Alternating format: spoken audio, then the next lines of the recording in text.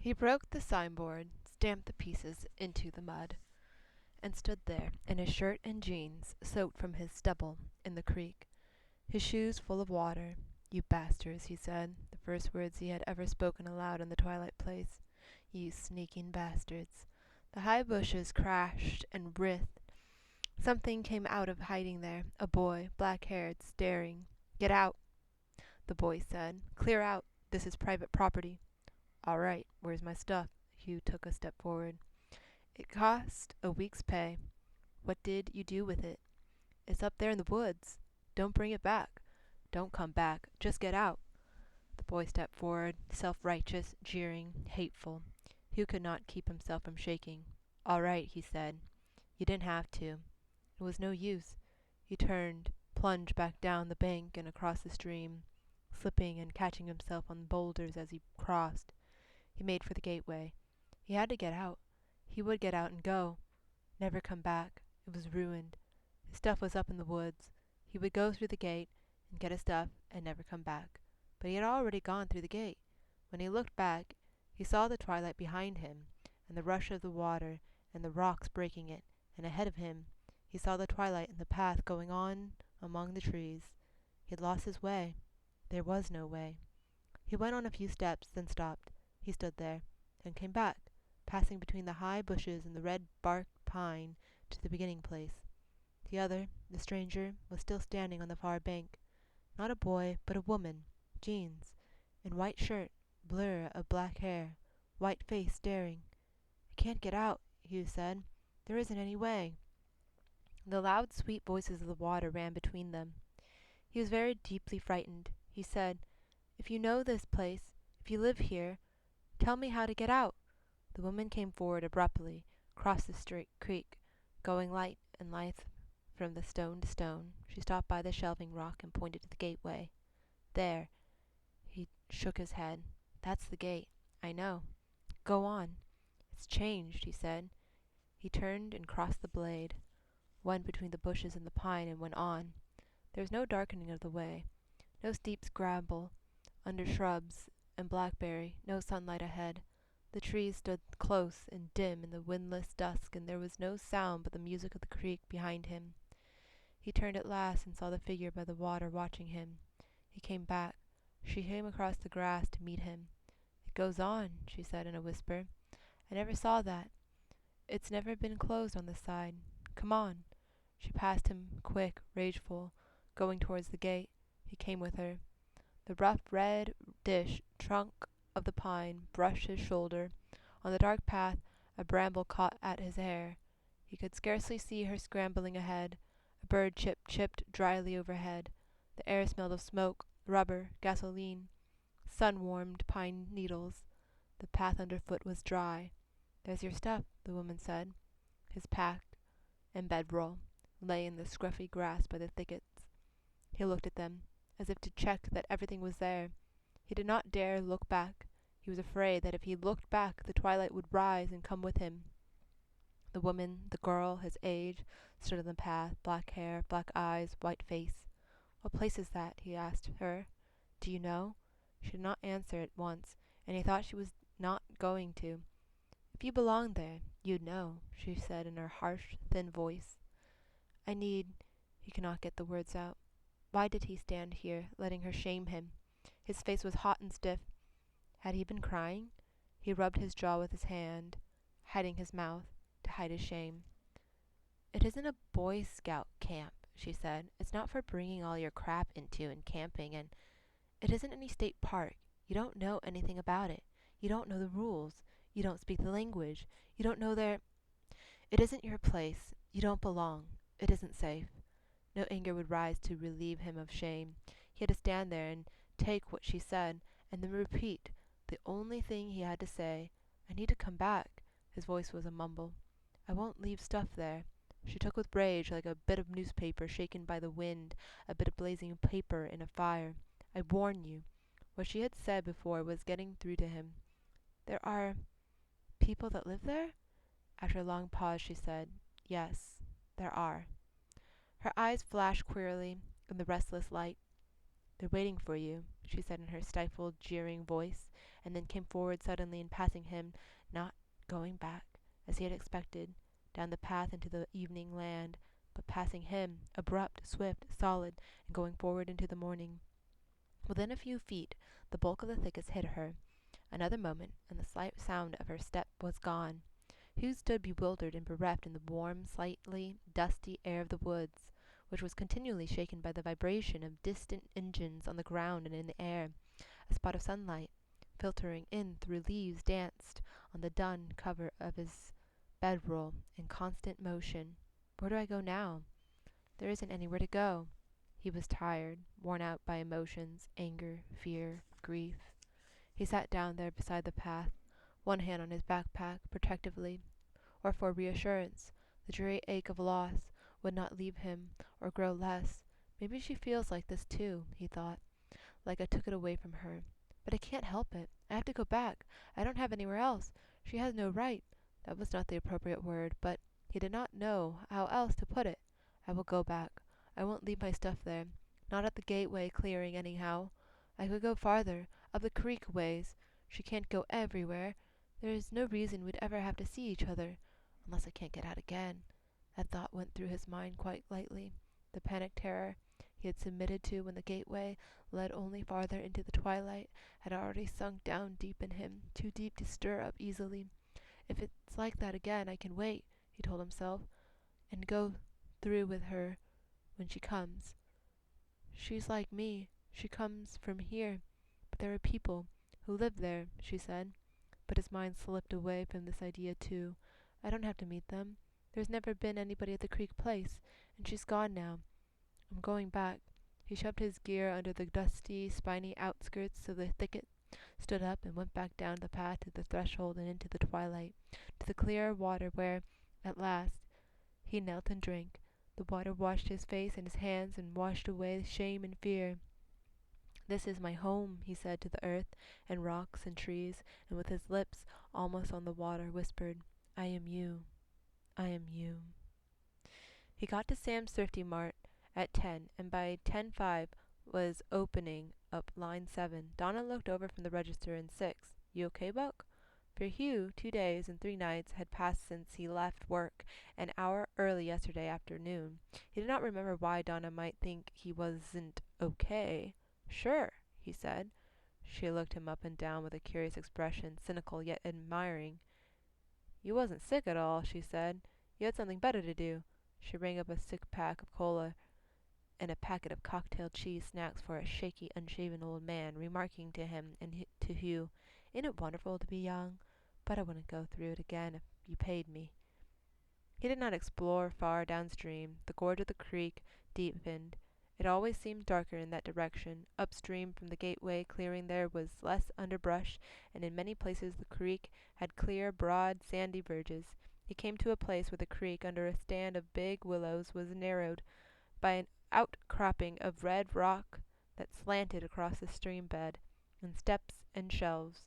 Above the white water lay a deep, long pool. The shores were overhung by trees, but the pool itself lay open to the sky. The place had about it a sense of remoteness, self-containment. No one else would come here.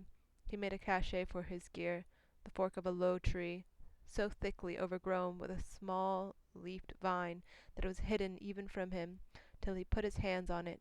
He gathered a little supply of firewood, mostly branches from a dead tree near by, and scooped a fireplace in the sand of the sheltered bank just above the barrier of red rocks. He laid a fire ready. Then he took off his shirt and jeans, and silently, holding his body straight, walked out into the still pool. Just above the rock barrier was deeper than he was tall.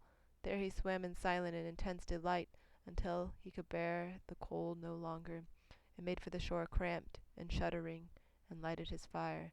The flames were beautiful in the clear twilight. He crouched naked to get the heat on his skin, in his bones. At last he dressed, and made himself a cup of the sweet coffee chocolate mix he had bought on sale, and sat drinking it in peace of heart. When the fire had burned down, he covered all trace of it with sand, put on his shoes, set off to explore farther upstream. He came daily now. Half his life was spent in the twilight land. When he was there, even the rhythm of his breathing was different, was deeper, When he woke from the sleep, he slept there, a sleep deeper than dream, dark and resistless as the currents of the stream. He would lie a while, lazy, listening to the water run and the leaves stir, thinking, I'll stay here. I'll stay another while. He never did. When he was at work, in the supermarket, or at home, he did not think much about the evening land. It was there. That was all he had to know while he was checking out a $60 load of groceries or getting his mother quieted down after a rough day at the loan company where she worked. It was there, and he could come back to it, the silence that gave words meaning, the center that gave the word a shape. He had never found the gate closed again and had given the possibility very little thought. It had something to do with the girl. It had happened because of her being there, and that was why she had been able to unhappen it, going with him through to the other side. From time to time he thought about her, apprehensive yet regretful. If she had not been so full of hate and spite, maybe they could have talked. He had let her push him around. It was his fault. She might have told him something about this land. Apparently she had known it longer, and knew it better than he did. If she didn't live here, she knew those who did. If there were any others. He thought about that a good deal during his silent whiles at the Willow Place. All she had said was something like, You don't know the language. And then when he had asked if there were people living here, she had said yes, but after hesitating, and with something faked or forced in what she said. She had been trying to scare him, and the idea was threatening. It was being alone here that was the joy of it. Being alone, not having to try to handle other people, their needs, demands, commands. But people who lived here, what could they be like? What language would they speak? Nothing here spoke, no bird ever sang. There must be animals in the woods, but they were elusive, silent. There was no need for anybody here to bother anybody else. He thought about these things when he sat in the silence by the bright, small fire beside the water under the willows. A thought here could occupy his mind for a long time, after room to expand and think itself through. He had never felt himself to be particularly stupid, and had done well enough in school and the subjects he liked, but he knew people found him stupid because he had no quickness. His mind would not work in a hurry, would not rush. Here he would come and think things out, and that made a great part of the freedom he felt here, the alternation of two utterly different lives, the repeated crossing of the threshold between Kensington Heights and the evening land, might have confused and exhausted him. If it had not been for the strength he got from his whiles by the creek, he was quiet, occupied simply and fully with hiking, swimming, sleeping, thinking, using his senses, and that full quietness replaced all the sense of being pushed and hurried through life, without time to ask what he was doing or where he ought to go, without time to see that there were choices and to choose. Even there, if he held fast to the quietness he found here, even there he managed to get some thinking done. Since he had said his mother was sick, had heard his voice say the word, he had been self-compelled to face the idea instead of running and hiding from it, to try to consider steadily how quick she was, and what her sickness was. That was hard. It meant comparing, as if she was not his mother, but any woman, anyone sick. In his last couple of high schools he had known fellows who went the hard drug route all the way, and in 10th grade it was not a memory he wanted to dig up. The girl who used to copy his English assignments sometimes, he could not think of her name. She always made him feel guilty because she was so humble. Cheryl was her name. And one day, the week before school was out, she had locked herself in a stall in the girls' room and tried to stuff herself down a toilet. He had heard the screaming and seen a girl in the hall laughing in a horrible, whooping way, and then Cheryl carried out doubled up, with pinkish water dripping out of her hair, screaming in a high, thin voice, and he and all the other kids standing watching, people running up the stairs to see. Nobody had known how to talk about it afterwards, nobody who had heard the screaming.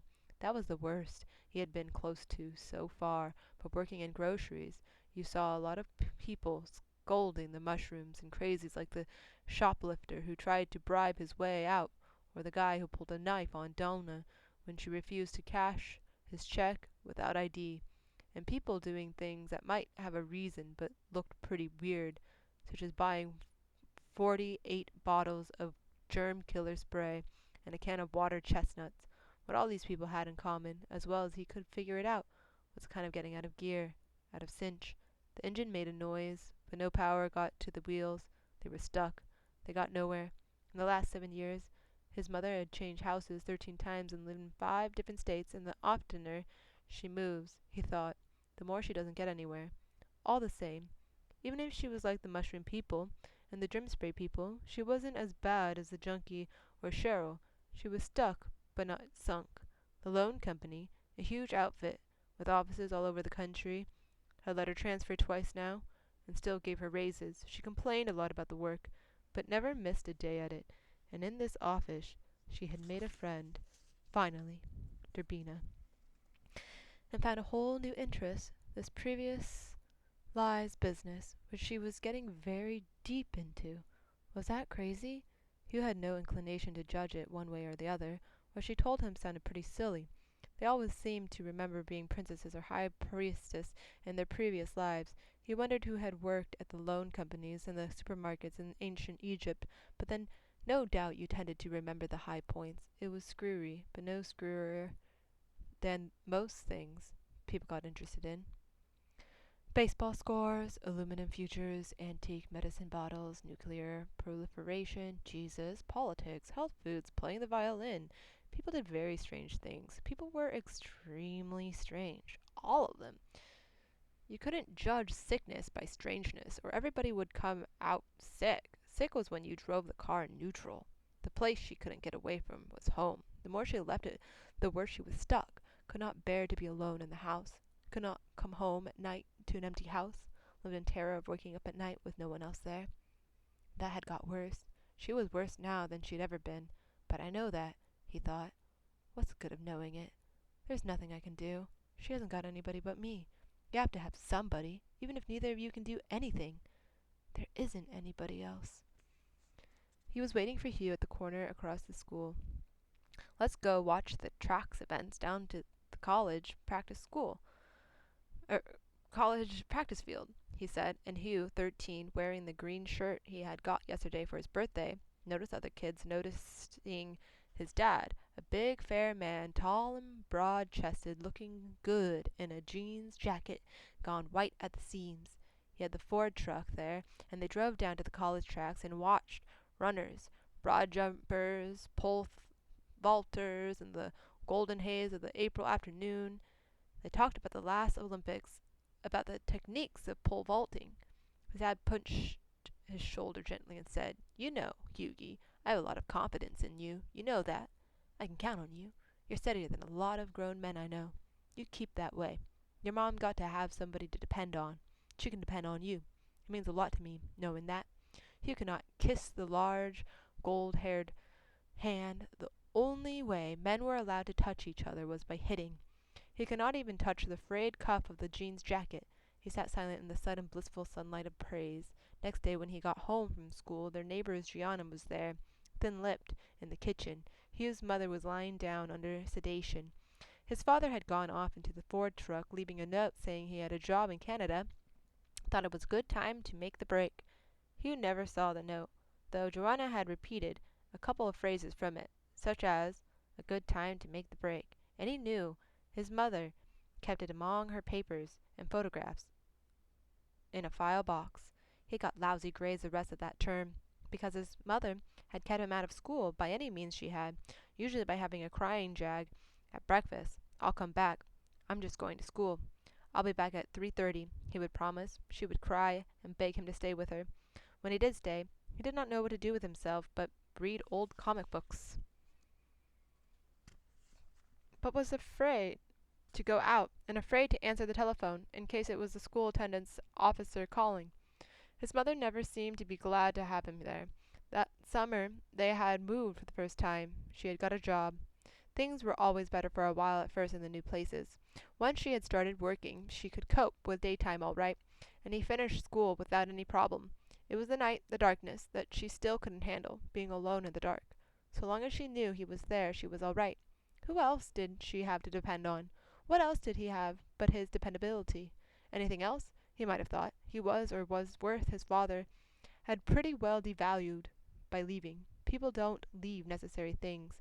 or valuable things. But though he understood well enough what Cheryl had felt like shit that out to be got rid of, he wasn't going to do anything about it, as Cheryl had tried to do, because in one respect he was valuable, useful, even necessary. He could be there when his mother needed somebody to be there. He could take his father's place, sort of. When he had to go out for a track in spring in 10th grade, he broke his ankle pole vaulting the first day. He was never any good at sports. He got big and tall, but heavy, with soft muscles, soft skin. Hey, I'm going to get one of those cute red suits and start running up and down the street too, Donna said. Where's your spare tire gone to, Buck? He looked down at his belly, self-consciously, but saw that maybe it did look better than it used to. No wonder, since every morning before work he got in a long, fast walk, plus something like 10 or 12 hours of hiking and swimming and not eating very much. Getting enough food into the evening land was a problem, which he solved mainly by going hungry there. His first explorations farther upstream had been tentative and short. He was afraid of getting lost. He bought a compass and then discovered he did not know how to use it. The needle flittered and veered at every step, and though it seemed most of the time to indicate that north was across the creek, if north was the blue end of the needle, he would need a bit more than to get back to the gateway clearing if he got deep into the hills of upstream. There were no stars or suns to take directions from. What did north mean here? The trees grew close enough that walking would never be straight for very long, and he found no open viewpoint, no way to get an idea of the lay of the land. So he explored the path in thickets, hollows, glades, side valleys, hillside springs, windings, and turnings of the forest on both sides of the creek, upstream for the Willow Place. He learned that piece of wilderness. He had a lot to learn. He knew nothing about wilderness, woodcraft, plants. Trees with cones were pines. Trees with drooping, stringy branches were willows. He knew oaks. There had been a huge oak on the playground of one of the high schools, but none of the trees in this forest looked like it. He got a book on common trees and succeeded in identifying several: ash, maple, vine maple, alder, fir. Everything he saw and all that came under his hand interested and occupied him here. He thought also about what he did not know and had not seen. How far did the wilderness, the forest, go on? Was there any end to it? He had gone several miles now along the creek, and there was no change, no slightest track or sign of mankind. Even the birds and beasts were all but unseen. He followed the faint paths of the deer, but never saw one, found sometimes an old bird's nest fallen, but never in the changeless time and season and the weather without change heard an animal cry out, or a bird sing. The creeks, his companions and his guides, what of it? It must join a river, or become a river, downstream, and large or small. It must run at last into the sea. His breath caught. He stared blankly at his fire, his mind held by that thought, the sea that lay beyond the coast of evenings, the darkness to which this living water ran, white breakers in the last of dusk, and out beyond them the depths, the night and all the stars. So vast and dark was that vision, so terrible the thought of the stars, that when it left him, he looked around and again at the familiar rocks, sandbars, trees, branches, leaf patterns of his camping place. Everything seemed small and fragile, toy-like, and the flat, bright sky was very strange. He often called the country the evening land in his mind, because of the eternal twilight, but he now thought that name was wrong. Evening is the time of change, the threshold of night. The soft wind blowing down the valley of the creeks roughened the surface of the pool. The vision touched him again. The broad dim steppe, the threshold land, and the silver stream across it, running downward into darkness from what heights, what eastern mountains of unimaginable day. He sat down bewildered in the twilight, feeling that he had known for a moment why he felt that water to be sacred. I ought to go on, he said under his breath. Every now and then he spoke, half aloud, alone, a word or a sentence once in a whole stay. He had been shaving, and he got on with it. What seemed a day and a night's worth, here might be less than an hour in the daylight world. But his beard kept his time, not the clock's. It would have simplified life to let the things grow, though at 18 he had worried about it. It was thick, vigorous, and brassy now, so that his mother was always telling him he needed to shave. But employees of Sam's Thrifty Mart were not permitted to wear beards. He had had enough hassle about keeping his hair where he liked it, down about to his collar, so the last of his ritual at the Willow place, before he packed up and hid his gear, was the shave. Sometimes he heated water, but if his fire had gone out he used cold water, clenched his teeth, and scraped away. Even then the touch of that water was kindly. On Saturday night he told his mother he would be gone all Sunday morning on a long hike in the country. She complained again about the noise he made getting up early, but was not otherwise interested. He left at 5 in the morning, with a packet under his arm of expensive dried and freeze-dried food to transfer to his pack. He intended to stay a while in the Twilight Land, to leave what he knew, to go on. He had never found but one path that seemed to be a real path or way, the one that led out of the beginning place, directly away from the gateway. He crossed from rock to rock at the ford, went past the dark bushes that the girl had stepped out of a long time ago. Weeks started up the slope out of the valley of the creek. The path climbed, winding a bit, but keeping on the axis vertical to the creek, the one direction he hoped to be able to keep. He had found that, even when momentarily disoriented into the woods upstream, if he stopped and let it come to him, he had a general sense of where the gateway was, behind him, to the left, over that rise or whatever, and this sense had not yet played him false. He had no plan now but to keep the gateway directed behind him if he could, and to go on until he was tired of going. Up on the crest of the ridge the air seemed lighter. On the far slope the trees were tall and sparse, the ground between them open, without underbrush. Faint, but clear enough to the searching eye, the path ran straight on down. As he followed it over the ridge-top, he lost for the first time the sound of the creek, the voice that blessed his sleep.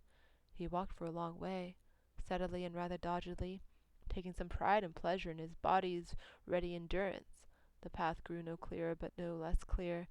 Other ways branched off from it. Deer trails, most likely, but there was never any doubt which was the main one. He knew that if he turned around, this path would take him straight back to the beginning place.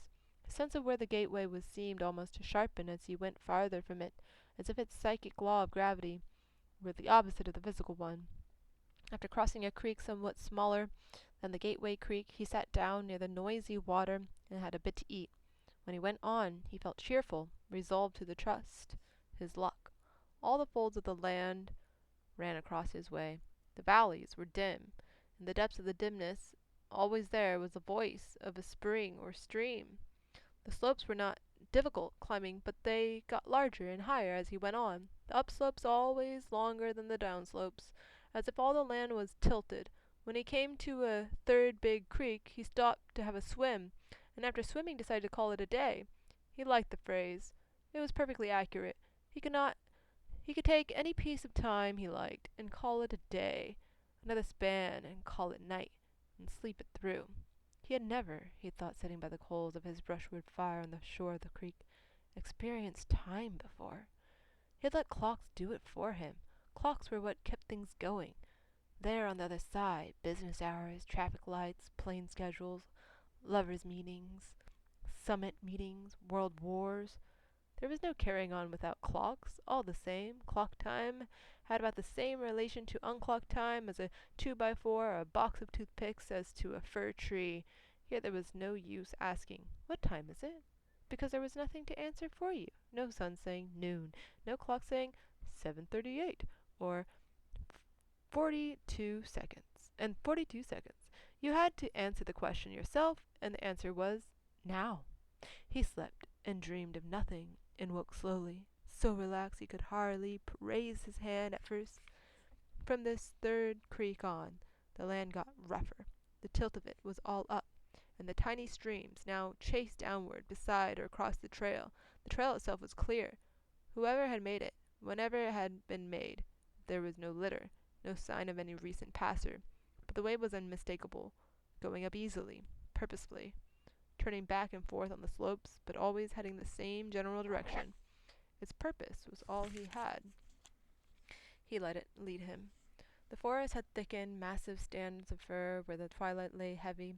There was no sound but the soughing of wind in the firs, an immense quiet noise. He crossed the small trails of rabbits or mice or other shy wood creatures, Once he saw a tiny broken skull near the path, but he saw no living creature. It was as if each here kept its own solitude. The sense of his solitude came on him now as he climbed the long, dim slopes in the unchanging quiet. He saw himself, very small, walking through the wilderness from no place to no place, alone. So he might walk on forever, for the time beyond the clocks is always now, and the way to forever is now. Hunger broke his trance of walking. He stopped to eat. When he went on, he felt less dreamy, more alert. The trail now got so steep in places that he leaned forward on both hands to rest, and he felt the mountain press against his hands, the bulk and depth and strength of the earth, her grainy skin rough with rocks and roots. For a long time the trail had been going somewhat left of the gateway axis. Now it turned back towards the axis and leveled out. He could not stand straight and walk freely, and the easier rhythm was a relief. The firs crowded thick, high, and dark. The air under them was dark, but as he looked ahead he saw the clear breath of the trail, almost a road here, and in the dry air he caught once again the faint scent of wood smoke. Now he walked steadily, alert, intent. The road swung in a long, rising curve on and on. The slopes to the right below it steepened and began to drop away so sharply that the trees below the road no longer blocked the view. He could for the first time in this land see for a long way. He saw that he was on the side of a mountain. To his right and ahead, beyond a falling sweep of treetops, the rim of a farther mountain stood dark against the clarity of sky. He walked on more slowly, a little dazed, feeling himself as if floating between the vast, obscure valleys and the vast gulfs of the sky. He looked along the road as it turned again, and saw nestled against the mountain shoulder the roofs and chimneys of a town, the gleam of a lighted window in the cold dusk. There was home, and he walked towards it, and came down the street between the lamp-lit windows, hearing a child's voice calling words he did not understand.